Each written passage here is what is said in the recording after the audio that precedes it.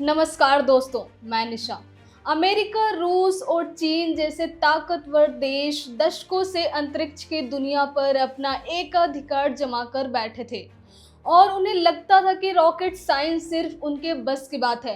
इन बड़े देशों की अंतरिक्ष एजेंसियों और एलन मस्क जैसे अरबपतियों के सामने किसी भारतीय प्राइवेट कंपनी का टिकना तो दूर, वहां तक पहुंचने की सोचना भी एक बहुत बड़ा मजाक माना जाता था। लेकिन दोस्तों, इन तमाम विदेशी ताकतों के इस घमंड को एक ऐसे शख्स ने चकनाचूर कर दिया है जिसे कभी स्कूल में गणित के पेपर में सिर्फ 51 नंबर मिले थे। गणित में मुश्किल से पास होने वाला ये आम सा भारतीय छात्र आज अपनी खुद की एक ऐसी एरोस्पेस कंपनी चला रहा है जिसने विदेशी स्पेस एजेंसियों की नींदें उड़ा रखी हैं। दोस्तों, जिस छात्र को गणित में गिने चुने अंक मिले, उसने देश की सबसे बड़ी निजी रॉकेट कंपनी कैसे खड़ी कर डाली और इसरो की शानदार नौकरी छोड़कर भारत के इस एलन मस्क ने कौन सा जोखिम उठाया जिसने अंतरिक्ष के क्षेत्र में रातों रात इतिहास रच दिया। और क्या स्काई रूट एरोस्पेस आने वाले समय में दुनिया भर में स्पेस एक्स का सबसे बड़ा विकल्प बनने जा रही है? दोस्तों, चलिए विस्तार से जानते हैं। हमारे एजुकेशन सिस्टम में हमेशा से ये माना जाता रहा है कि अगर आपको साइंस और इंजीनियरिंग की दुनिया में कुछ बड़ा करना है तो आपके गणित में 100 में से 100 नंबर आने चाहिए। बचपन से ही हमारे दिमाग में ये बात डाल दी जाती है कि जो बच्चा गणित के मुश्किल फॉर्मूले हल नहीं कर सकता वो जीवन में कोई भी बड़ा मुकाम हासिल नहीं कर पाएगा। दोस्तों, पवन कुमार चंदाना के साथ ऐसा बिल्कुल नहीं था और उनकी कहानी इस बात का सबसे बड़ा सबूत है कि किताबी ज्ञान से ज़्यादा इंसान का जुनून मायने रखता है। जब उनकी मार्कशीट पर 51 का आंकड़ा छपा तो शायद उनके आसपास के लोगों ने, पड़ोसियों ने और रिश्तेदारों ने सोच लिया होगा कि ये लड़का इंजीनियरिंग की रेस में कहीं नहीं टिक पाएगा।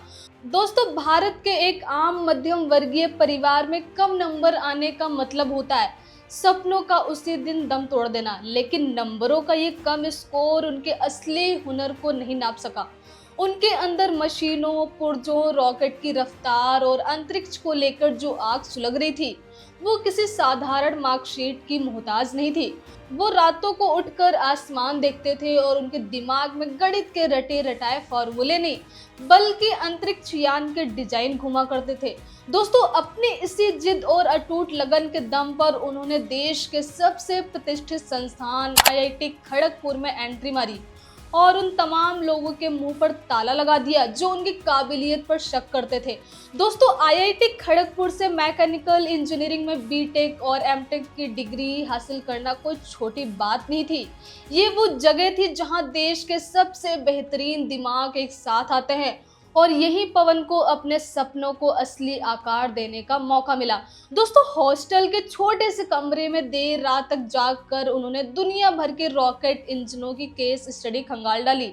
यहीं पर उनके दिमाग में रॉकेट के इंजनों और अंतरिक्ष की जटिल दुनिया के डिजाइन पूरी तरह से आकार लेने लगे थे। उनकी काबिलियत का असली सबूत तब मिला जब साल 2012 में उन्होंने इसरो में बतौर वैज्ञानिक कदम रखा।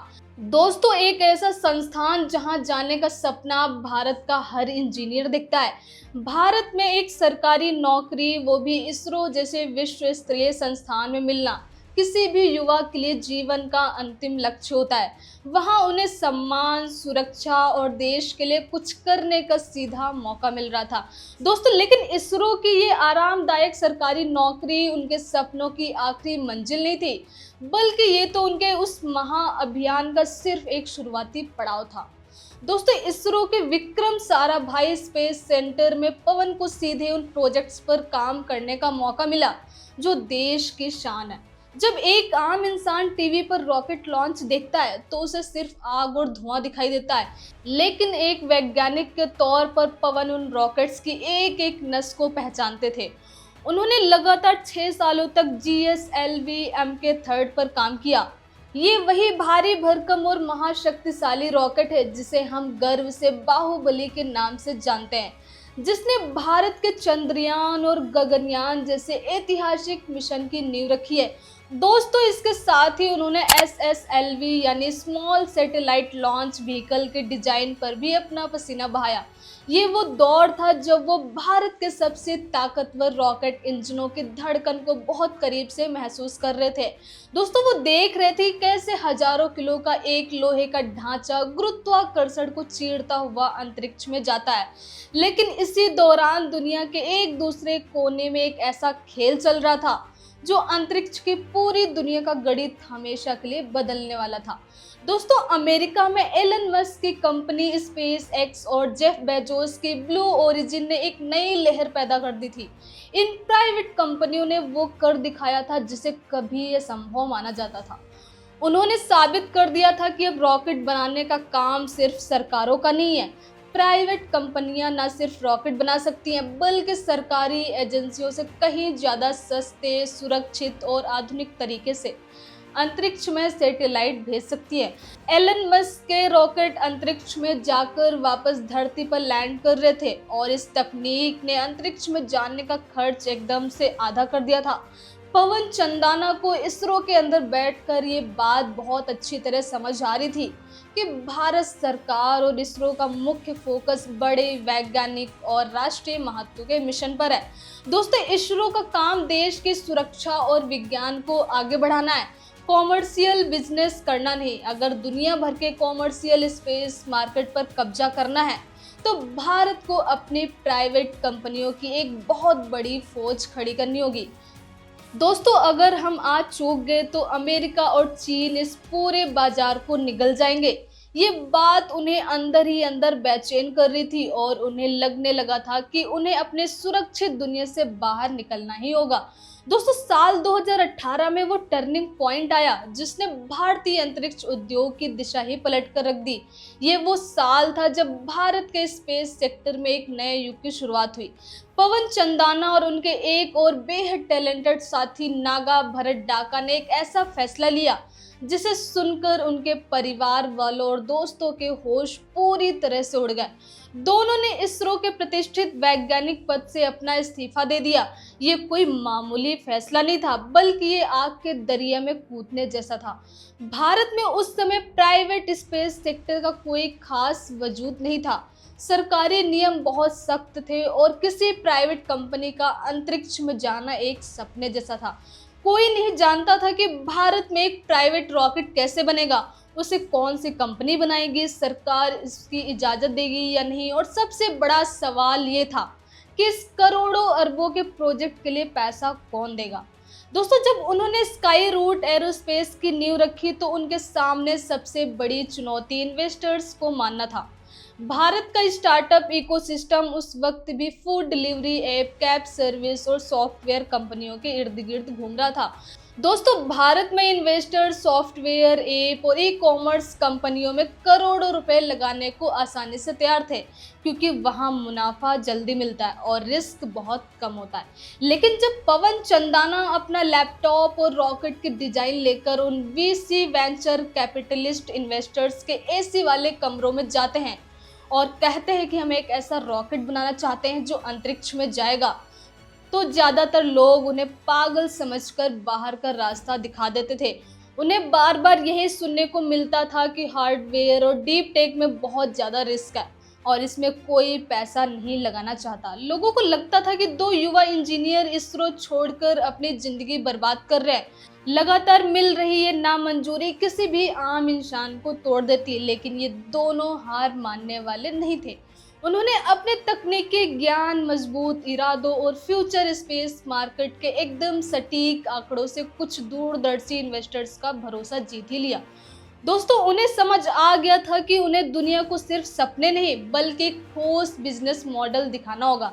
शुरुआती फंडिंग मिलने के बाद असली जंग शुरू हुई। स्काई रूट की टीम भली भांति जानती थी कि अगर उन्हें दुनिया के दिग्गजों से मुकाबला करना है तो वो पुराने और थकाऊ तरीके से रॉकेट बिल्कुल नहीं बना सकते। उन्हें कुछ ऐसा चमत्कार करना था जो पहले भारत में कभी नहीं हुआ हो और जो समय के साथ लागत को भी कम करे। और यहीं से स्काई रूट के कारखाने में एंट्री हुई 3D प्रिंटिंग और कार्बन कंपोजिट जैसे बेहद फ्यूचरिस्टिक तकनीक की। दोस्तों, रॉकेट बनाने के पारंपरिक तरीकों में धातु को काटना, उन्हें मोल्ड करना, जोड़ना और आकार देने में महीनों लग जाते हैं। रॉकेट के इंजन के अंदरूनी हिस्से इतने जटिल होते हैं कि जरा सी चूक से पूरा रॉकेट धमाके के साथ फट सकता है। स्काई रूट ने इन पुराने झंझटों को खत्म करते हुए अपने रॉकेट के कई अहम हिस्सों, खासकर इंजनों को सुपर एडवांस 3D प्रिंटर से बनाना शुरू कर दिया। जिस रमन इंजन को बनाने में पहले के तरीकों से कई हफ्ते या महीने लगते, वो अब स्काई रूट की लैब में चंद दिनों और घंटों में 3D प्रिंट होकर पूरी तरह से तैयार हो रहा था। दोस्तों, इस क्रांतिकारी तकनीक से न सिर्फ समय की भारी बचत हुई, बल्कि रॉकेट के इंजन का वजन भी बहुत कम हो गया और इसके साथ ही रॉकेट बनाने की लागत में करोड़ों रुपए की सीधी कमी आई। दोस्तों, ये अपने आप में एक बहुत बड़ा मास्टर स्ट्रोक था, लेकिन सिर्फ एक बेहतरीन इंजन बना लेना ही काफी नहीं था। उस इंजन की ताकत को सहने के लिए रॉकेट के ढांचे को मजबूत और हवा से भी हल्का बनाना भी एक बहुत बड़ी चुनौती थी। दोस्तों, इस चुनौती को पार करने के लिए स्काई रूट के इंजीनियरों ने लोहे या भारी एल्यूमीनियम की जगह एडवांस कार्बन कंपोजिट मटेरियल का इस्तेमाल करने का फैसला किया। दोस्तों, ये वही बेहद महंगा और जटिल मटेरियल है जिससे फॉर्मूला 1 रेसिंग कारें या दुनिया के सबसे आधुनिक लड़ाकू विमान बनते हैं। ये मटेरियल साधारण स्टील से कई गुना हल्का होता है, लेकिन इसकी मजबूती स्टील से कहीं ज्यादा होती है। रॉकेट जितना हल्का होगा, वो अपने साथ उतना ही ज्यादा वजन यानी सैटेलाइट अंतरिक्ष में ले जा सकेगा। इन तकनीकों के सफल इस्तेमाल ने स्काई रूट को तकनीकी रूप से सीधे ग्लोबल रेस में एलन मस्क की कंपनी के बिल्कुल करीब लाकर खड़ा कर दिया। और फिर वो दिन करीब आने लगा जब इन तमाम नई तकनीकों, रातों की नींद और सालों की मेहनत का असली इम्तिहान दुनिया के सामने होने वाला था। दोस्तों, 18 नवंबर 2022 का दिन भारतीय अंतरिक्ष इतिहास के पन्नों में हमेशा के लिए सुनहरे अक्षरों में दर्ज हो गया। श्रीहरिकोटा के सतीश धवन स्पेस सेंटर, जो भारत का इकलौता स्पेस पोर्ट है, वहां का नज़ारा इस बार एकदम अलग था। लॉन्च पैड पर इस बार इसरो का सफेद रंग का कोई सरकारी रॉकेट नहीं, बल्कि स्काई रूट का कार्बन कंपोजिट से बना काले रंग का बेहद सलीक और खतरनाक दिखने वाला प्राइवेट रॉकेट लॉन्च पैड पर सीना ताने खड़ा था। दोस्तों, इस पूरे मिशन का नाम रखा गया था प्रारंभ, जो सच में भारत के एक नए युग का प्रारंभ था। रॉकेट का नाम था विक्रम एस, जो भारतीय अंतरिक्ष कार्यक्रम के महान जनक डॉक्टर विक्रम साराभाई को एक सच्ची और भावपूर्ण श्रद्धांजलि थी। उस दिन पूरे देश की धड़कनें तेज थी और दुनिया भर के देशों की निगाहें श्रीहरिकोटा पर टिकी थी। हर किसी के मन में यही दुविधा थी कि क्या सच में एक भारतीय प्राइवेट कंपनी का बनाया रॉकेट अंतरिक्ष की सीमा को छू पाएगा, या फिर ये बीच में ही दम तोड़ देगा। दोस्तों, जैसे ही मिशन कंट्रोल रूम में काउंटडाउन 0 पर पहुंचा, विक्रम एस रॉकेट के निचले हिस्से से आग का एक विशाल और भयानक गुबार निकला और वो धरती को पीछे छोड़ते हुए आसमान की तरफ निकल पड़ा। उसकी गूंज इतनी तेज थी कि कई किलोमीटर दूर तक धरती कांप उठी थी। ये कोई साधारण उड़ान नहीं थी, ये भारतीय युवाओं के सपनों की उड़ान थी। दोस्तों, इस रॉकेट ने पलक झपकते ही आवाज की गति से 5 गुना ज्यादा रफ्तार यानी हाइपरसोनिक स्पीड पकड़ ली और सीधे 90 किलोमीटर की ऊंचाई तक का सफर बेहद सटीकता के साथ तय किया। ये एक सब ऑर्बिटल उड़ान थी जिसका मकसद तकनीक को टेस्ट करना था और ये मिशन 100% सफल रहा। रॉकेट ने अपनी उड़ान पूरी की और सुरक्षित तरीके से बंगाल की खाड़ी में जा गिरा।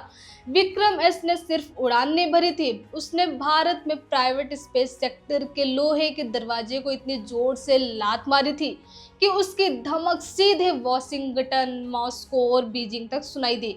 दोस्तों, इस एक सफल लॉन्च ने रातों रात स्काई रूट एरोस्पेस की तकदीर और तस्वीर दोनों पूरी तरह से बदल कर रख दी। दुनिया को यकीन हो गया कि भारत अब स्पेस सेक्टर में सिर्फ सरकारी भरोसे नहीं बैठा है। जो इन्वेस्टर कभी स्काई रूट की टीम को अपने ऑफिस से लौटा देते थे, अब वो स्काई रूट में अपना पैसा लगाने के लिए लंबी कतार में खड़े नजर आने लगे। कंपनी ने इस सफलता के दम पर $51 मिलियन यानी लगभग 400 करोड़ रुपए से ज्यादा की रिकॉर्ड सीरीज बी फंडिंग हासिल कर ली। दोस्तों, ये भारत के इतिहास में किसी भी डीप टेक और स्पेस स्टार्टअप को मिलने वाली अब तक की सबसे बड़ी और ऐतिहासिक फंडिंग थी। इस भारी भरकम पूंजी ने स्काई रूट को एक छोटे से स्टार्टअप से निकालकर और बेहद ताकतवर मैन्युफैक्चरिंग पावर हाउस में तब्दील कर दिया। दोस्तों, लेकिन पवन चंदाना और उनकी टीम इतने से संतुष्ट होकर बैठने वालों में से बिल्कुल नहीं थे। उनकी असली मंजिल तो अभी बाकी थी और उनके सपने इससे कहीं ज्यादा बड़े थे। इस भारी फंडिंग के बाद हैदराबाद में स्काई रूट की एक नई विशालकाय और अत्याधुनिक फैक्ट्री बनकर तैयार हुई।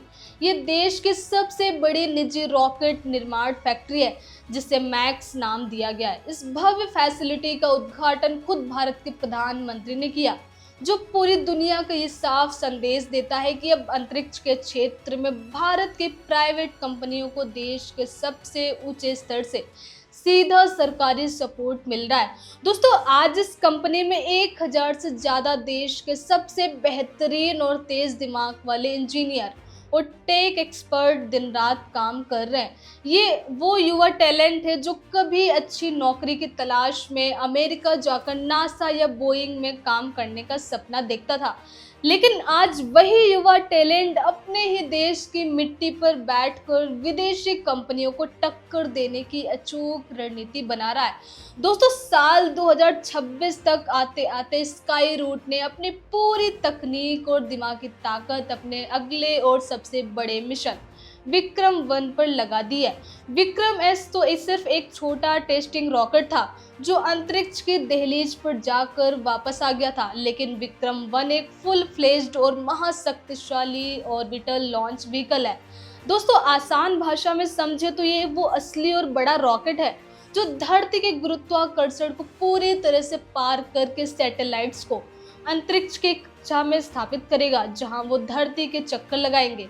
इस रॉकेट की क्षमताएं इतनी ज़्यादा एडवांस है कि ये एक ही उड़ान में कई अलग अलग सैटेलाइट्स को अंतरिक्ष के अलग अलग ऑर्बिट यानी कक्षाओं में बिल्कुल सही जगह पर ड्रॉप कर सकता है। दोस्तों, इस तकनीक को समझना ऐसा है जैसे कोई बस शहर के अलग अलग स्टॉप पर अलग अलग यात्रियों को उनके सही पते पर उतारती है। दोस्तों, स्काई रूट आखिर करोड़ों रुपए खर्च करके ये सब क्यों कर रहा है? इसके पीछे एक बहुत बड़ा ग्लोबल अर्थशास्त्र और भविष्य का बहुत बड़ा बाजार छिपा हुआ है।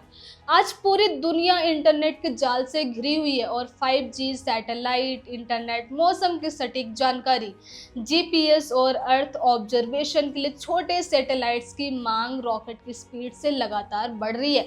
2026 तक छोटे सैटेलाइट्स को लॉन्च करने का ग्लोबल मार्केट अरबों डॉलर का एक विशाल समंदर बन चुका है। विदेशी कंपनियों के बड़े रॉकेट इन छोटे सैटेलाइट्स को अंतरिक्ष में ले जाने के लिए ग्राहकों से भारी रकम वसूलते हैं और सबसे बड़ी बात, और उनका वेटिंग पीरियड सालों का होता है। यानी अगर आपको आज सैटेलाइट भेजना है तो आपको 2 साल तक कतार में लगना पड़ सकता है। दोस्तों, स्काई रूट ने ग्लोबल मार्केट की इसी सबसे बड़ी कमजोरी को अपनी सबसे बड़ी ताकत बना लिया।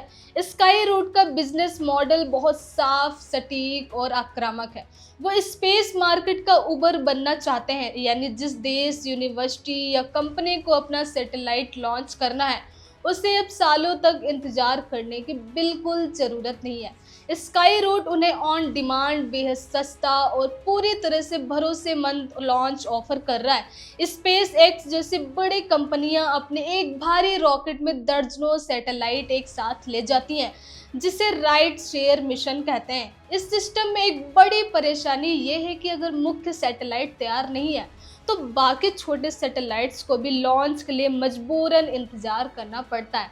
दोस्तों, स्काई रूट दुनिया को इसी परेशानी का पक्का हल दे रहा है। उनका साफ कहना है कि आप अपना सैटेलाइट लाइए, हमारा विक्रम रॉकेट लॉन्च पैड पर तैयार है, कम खर्चे में और आपके तय समय पर सीधे अंतरिक्ष में जाइए। ये एक ऐसा ऑफर है जिसे ठुकराना किसी भी विदेशी ग्राहक के लिए बहुत मुश्किल है। दोस्तों, इस पूरे शानदार बिजनेस मॉडल के पीछे है स्काई रूट के इंजनों की बेजोड़ ताकत और उनकी एकदम नई तकनीक। उनके कलाम सीरीज के सॉलिड रॉकेट मोटर, पूरी धवन सीरीज के क्रायोजेनिक इंजन पूरी तरह से भारत में स्वदेशी तकनीक से विकसित किए गए। दोस्तों, धवन 1 भारत का पहला पूरी तरह से प्राइवेट क्रायोजेनिक इंजन है जो लिक्विफाइड नेचुरल गैस और लिक्विड ऑक्सीजन के मिश्रण पर चलता है। ये खास फ्यूल सिर्फ सस्ता ही नहीं बल्कि पर्यावरण के लिए भी बहुत क्लीन और सुरक्षित है। दोस्तों, जब ये रॉकेट धरती से अंतरिक्ष की तरफ जाएंगे तो इनसे निकलने वाला कार्बन एमिशन बाकी पुराने और पारंपरिक रॉकेट्स के मुकाबले ना के बराबर होगा। ये ग्लोबल वार्मिंग और क्लाइमेट चेंज के आज के दौर में दुनिया भर के पर्यावरण प्रेमी ग्राहकों को अपनी तरफ आकर्षित करने का एक बहुत बड़ा और अचूक हथियार है। दोस्तों, आज जब भारत सरकार ने इन स्पेस जैसी स्वतंत्र और सरकारी संस्थाओं के जरिए भारत के प्राइवेट स्पेस सेक्टर को पूरी तरह से दुनिया के लिए खोल दिया है, तो स्काई रूट जैसी कंपनियों को रॉकेट टेस्टिंग के लिए सीधे इसरो की विश्व स्तरीय और सुरक्षित सुविधाओं का एक्सेस मिल रहा है। विक्रम 1 के मुख्य हिस्से यानी कलाम 250 इंजन की भयंकर टेस्टिंग इसरो के श्रीहरिकोटा सेंटर पर ही की गई थी। ये भारत के सरकारी और प्राइवेट सेक्टर का वो अद्भुत तालमेल है जो दुनिया के बहुत कम देशों में देखने को मिलता है। इसी कूटनीतिक और तकनीकी तालमेल की वजह से आज फ्रांस, जर्मनी और जापान जैसे विकसित देश जो दशकों से स्पेस रेस में थे, लेकिन अब अपने खुद के नए कॉमर्शियल रॉकेट बनाने में बुरी तरह संघर्ष कर रहे हैं। वो भारत की इस तेज रफ्तार को देखकर पूरी तरह से सन्न रह गए। दोस्तों, ये पूरी स्पेस रेस सिर्फ पैसे, बिजनेस और व्यापार की बिल्कुल नहीं है, बल्कि सीधे तौर पर ग्लोबल कूटनीति, राष्ट्रीय सुरक्षा और दुनिया पर रणनीतिक दबदबे से जुड़ी हुई है। दोस्तों, चीन पिछले कई सालों से पूरी दुनिया के कॉमर्शियल स्पेस मार्केट पर अपना एकाधिकार और कब्जा करने की नापाक कोशिश कर रहा था। वो एशिया और अफ्रीका के कई गरीब और विकासशील देशों को सस्ते लॉन्च का लालच देकर अपने स्पेस प्रोग्राम के जाल में फंसा रहा था, लेकिन स्काई रूट और भारत की अन्य प्राइवेट स्पेस कंपनियों के मैदान में आने से चीन के इस खतरनाक प्लान पर सीधा पानी फिर गया।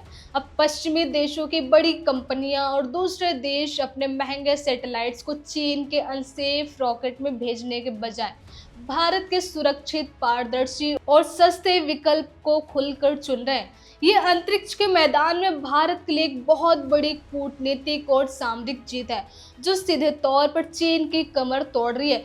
दोस्तों, एक ऐसा देश जो कभी बहुत साल पहले अपने पहले सैटेलाइट को साइकिल और बैलगाड़ी पर रखकर लॉन्च पैड तक ले गया था, जो देश अपने भारी सैटेलाइट अंतरिक्ष में भेजने के लिए फ्रांस और रूस के रॉकेट पर पूरी तरह से निर्भर था, आज उसी देश के युवा अपनी खुद की प्राइवेट फैक्ट्रियों में अत्याधुनिक रॉकेट बना रहे हैं। ये युवा अब दुनिया भर के देशों के सैटेलाइट लॉन्च करने का ठेका ले रहे हैं और विदेशी धरती से डॉलर कमाकर भारत ला रहे हैं।